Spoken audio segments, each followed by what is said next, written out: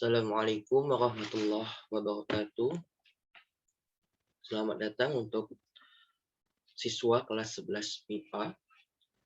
Untuk pertemuan pada kali ini, kita akan melanjutkan materi yang kemarin itu mengenai dinasti atau Daulah Fatimiyah begitu ya.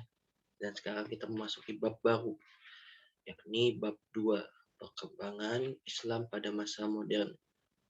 Atau lebih tepatnya pada tahun 1800 Masehi hingga sekarang begitu.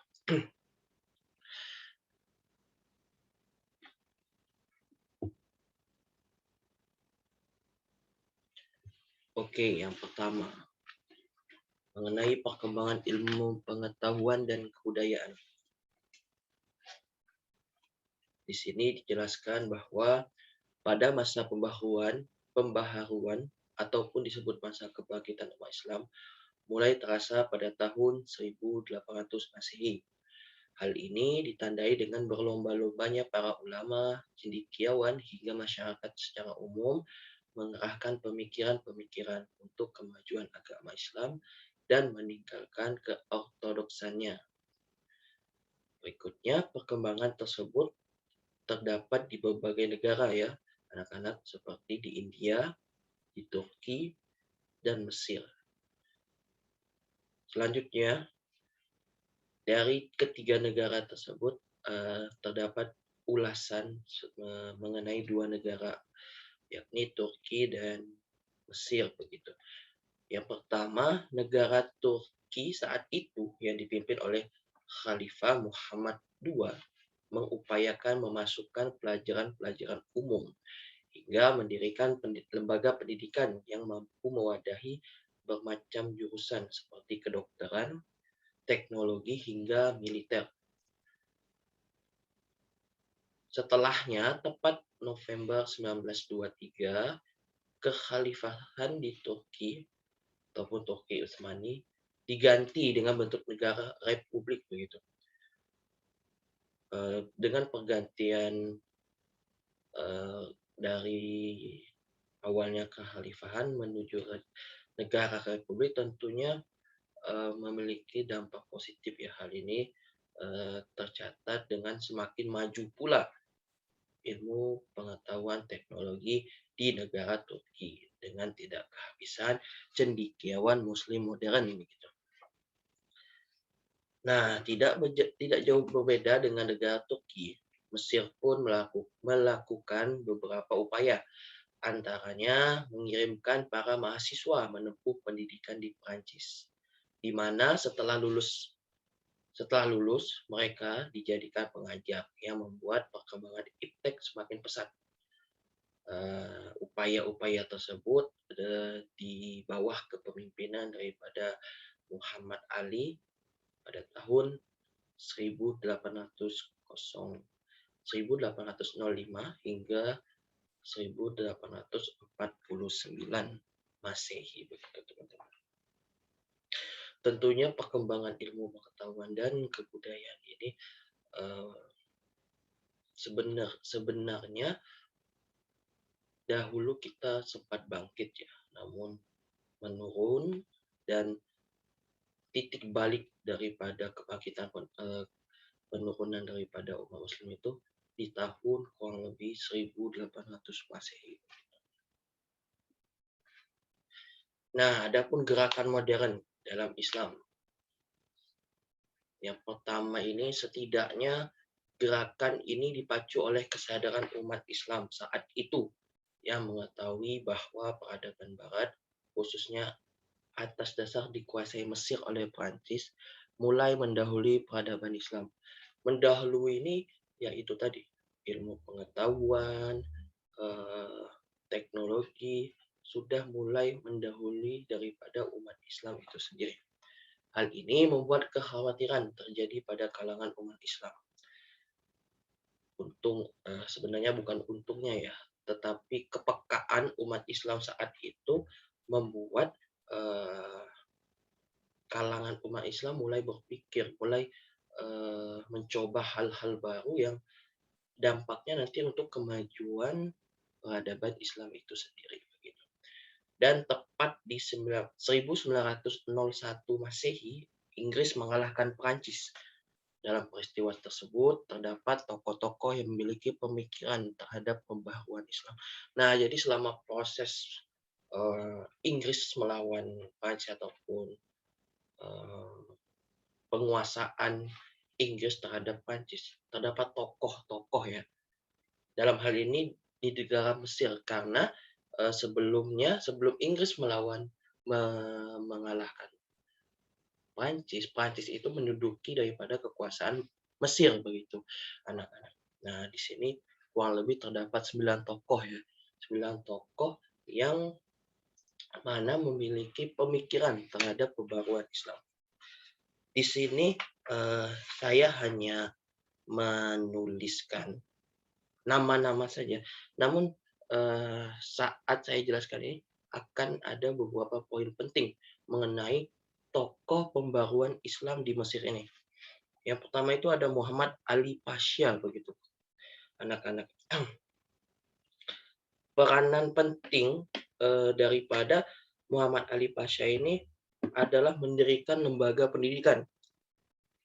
Setidaknya ada sekolah militer, sekolah teknik, sekolah kedokteran, sekolah apoteker, sekolah pertambangan, pertanian hingga penerjemahan. Nah, hal ini membuat mendirikan lembaga pendidikan yang saya sebutkan tadi merupakan pemikiran ataupun ide dari Muhammad Ali Pasha begitu. Selain itu ada juga mendatangkan guru-guru ataupun pendidik dari Eropa dan mengirim siswa-siswa untuk belajar di Eropa.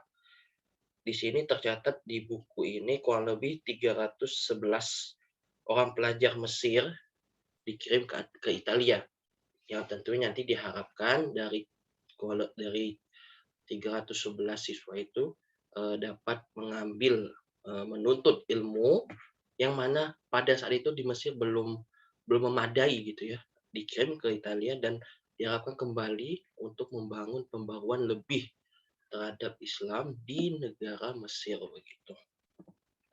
Selanjutnya ada Rifa'ah Badawi At-Tatawi begitu. Nah, beliau ini merupakan seorang pembaharu yang berpengaruh ya.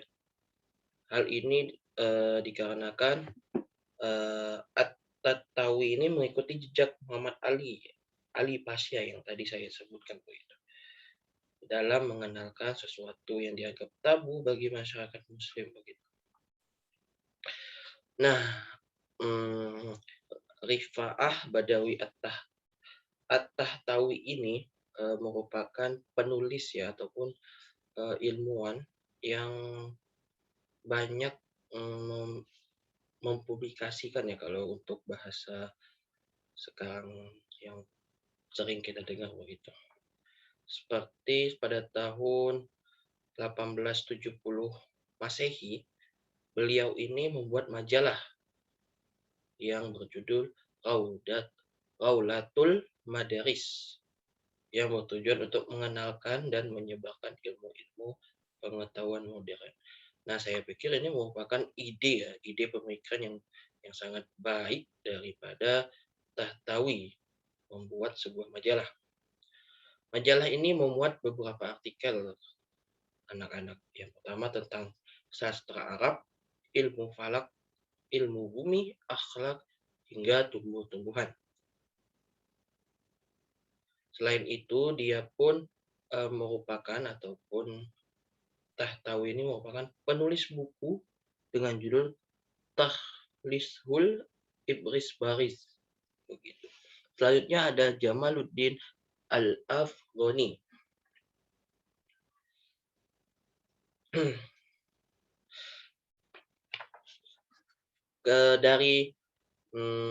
Berarti dari kedua ataupun dua tokoh pemikiran tadi ini adalah ketiga, yakni Jamaluddin Al-Afghani. Tidak kurang dengan yang Tahtawi tadi, beliau ini juga memiliki pemikiran yang dituangkan dalam buku, begitu ya. Dengan judul dalam bukunya di sini dia menulis bagaimana sistem pemerintahan Prancis dan revolusinya pada tahun 1789 Masehi begitu. Namun sepertinya oh ya, ini disebutkan menerbitkan majalah ternyata. Ya, majalah mengenai yang berjudal Al-Urwatul Wuthqah, ya. Dengan apa? Tujuan menerbitkan atau mempublikasikan majalah ini adalah untuk memperkuat rasa persaudaraan Islam dan membawa Islam kepada kemajuan. Begitu kurang lebih. Dan selanjutnya adalah Muhammad Abduh begitu. Muhammad Abduh merupakan penulis juga ternyata anak-anak. Dalam bukunya oke. Oke, sebentar sedikit ada gangguan.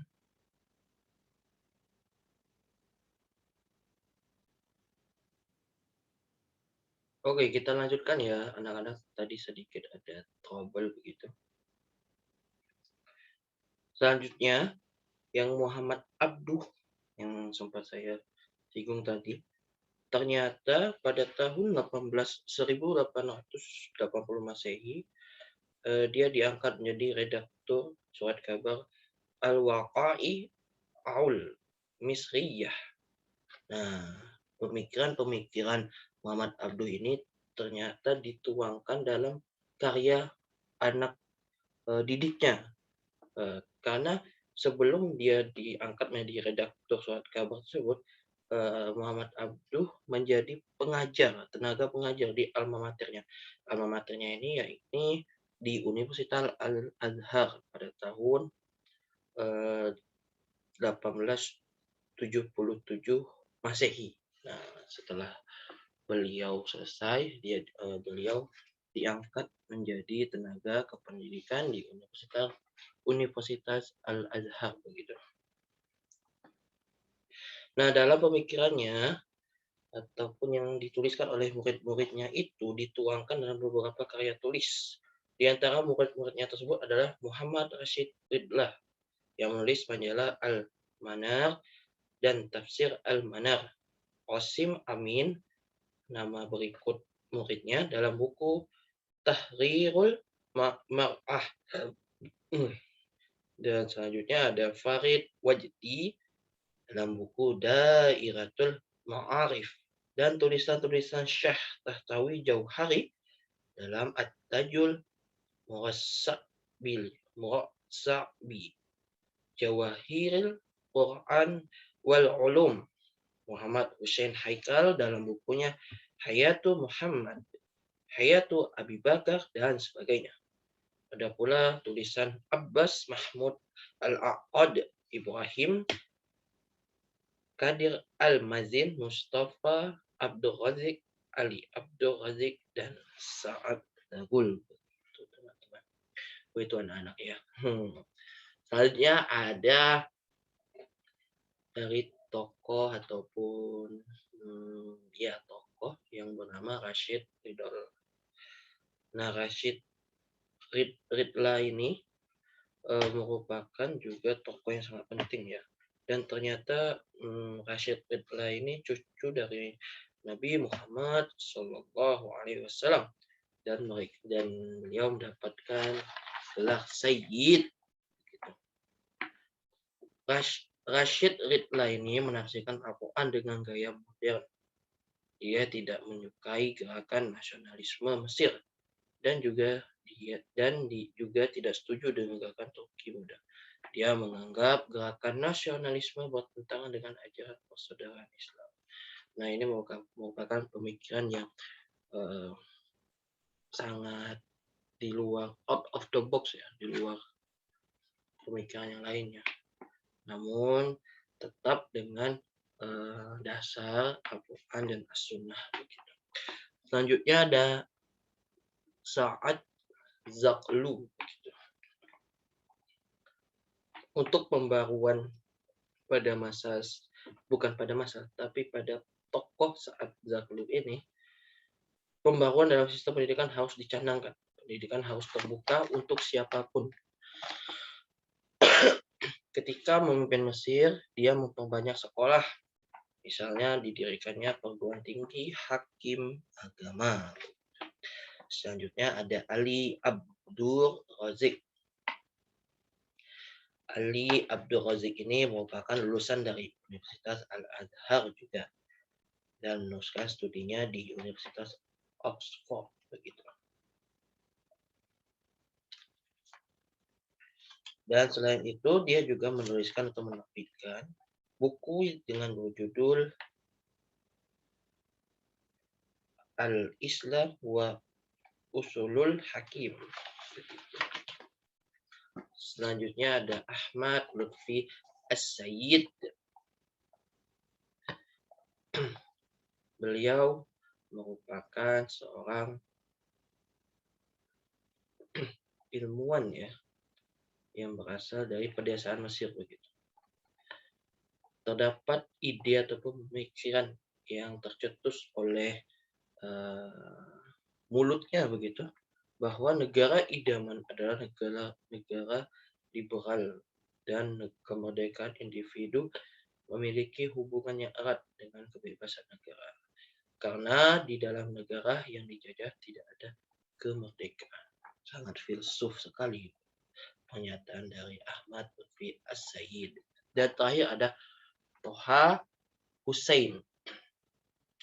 Toha Hussein penganut paham nasionalisme Mesir, sehingga dia menganjurkan agar Islam diajarkan di sekolah-sekolah nasional. Dia tidak melepaskan diri dari ikatan agama. Tetapi dia juga sangat menekankan pengetahuan umum modern seperti pendidikan di negara-negara barat. Nah, ternyata dari semua tokoh yang ada di Mesir ini ada perbedaannya, walaupun perbedaannya masih bisa diterima dan tidak menuju ataupun mengakhiri daripada negara Mesir itu sendiri. Walaupun banyak perbedaan, tetapi tetap menuju negara yang aman, damai, dan dengan berkemajuan. Nah, selanjutnya beralih daripada Mesir, kita akan menuju negara Turki ya, anak-anak. Jadi di sini disebutkan bahwa pembaruan di Turki dipimpin ataupun di bawah kepemimpinan Khalifah Sultan Mahmud II. Beliau lahir pada tahun 1785 Masehi dan diangkat menjadi sultan itu pada tahun 1807 Masehi begitu. Pada masa kepemimpinannya, beliau tidak menyukai tradisi. Hal ini ditandai dengan penghapusan hukuman mati, menghilangkan peraturan yang menyita harta orang yang dibuang atau diusir. Selanjutnya, dalam sistem pemerintahan dibagi menjadi dua, yakni sultan sebagai penguasa dunia dan khalifah sebagai penguasa rohani.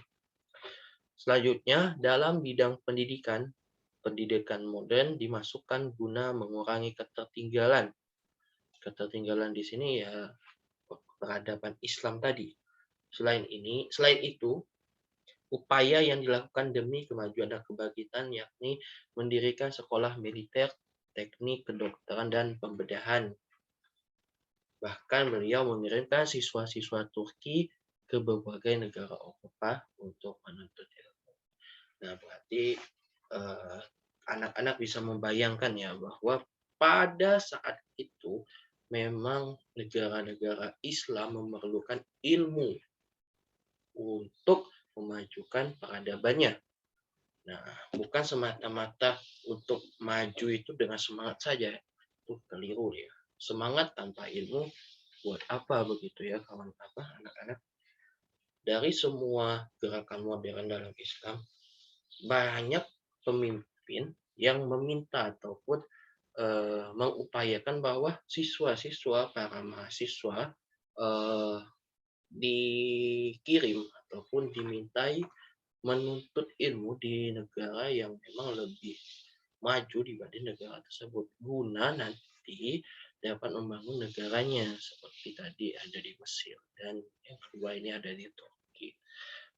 Dan alhasil bisa kita lihat di tahun 2021 ini, dua negara ini memang memiliki kekuatan yang sangat berpengaruh dalam dunia eh, kemajuan peradaban Islam begitu. Baik, anak-anak, saya rasa cukup untuk penjelasan kemajuan peradaban Islam, perkembangan gitu ya. Perkembangan Islam pada masa modern dari tahun 1800 hingga sekarang. Namun untuk pembahasan ini ada dua negara lagi yang akan saya jelaskan nanti mungkin di pertemuan selanjutnya, yakni tentang negara India dan Indonesia begitu. Jadi untuk pertemuan kali ini saya hanya membahas dua negara karena saya rasa cukup banyak pembahasannya, dan untuk penugasan nanti bisa dicek di Google Form gitu, dan presensinya juga di Google Form. Nanti semua link Google Form, link video pembelajaran hingga file PDF untuk materinya akan saya share di grup Google Classroom. Saya ucapkan terima kasih dan sebelum kita mengakhiri, kita lafazkan alhamdulillah, alhamdulillah rabbil alamin.